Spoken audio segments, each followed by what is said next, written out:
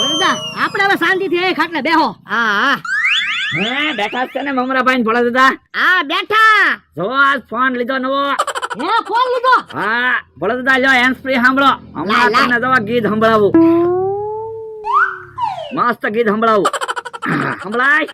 ના ના કાઈ ગીત ના સંભળાતું. પણ હેન્ડસ્ફ્રી તો પહેરો. એ હેન્ડસ્ફ્રી તો મેં પહેરી.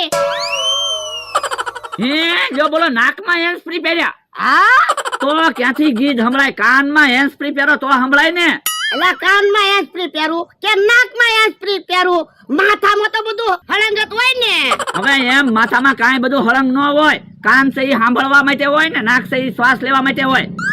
જો બોલો કોઈ દી હેન્ડસ્ફ્રી જોઈ હોય તો ખબર પડે ને. નાકમાં હેન્ડ ફ્રી પહેર્યા પછી ક્યાંથી સંભળાય? હવે તો જો સંભળાય. એ 500 વીઘા જમીન મારે પાવર નો કોઈ પાર નહીં.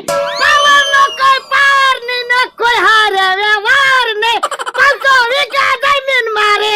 બકુલભાઈ ફોન બંધ કરો નકર આપણે બેરા થઈ જાવું. આ ઈ હાચું.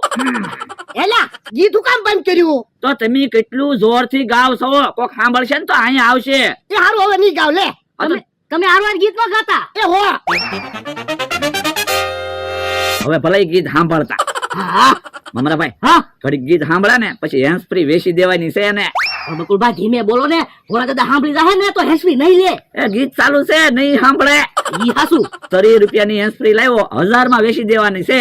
તો બકુલભાઈ આપણે બેનો ભાગ હો. પણ ઉભા રહ્યો ને હેન્ડ ફ્રી વેચાવા તો જો. એ હારું. કે હા કાકા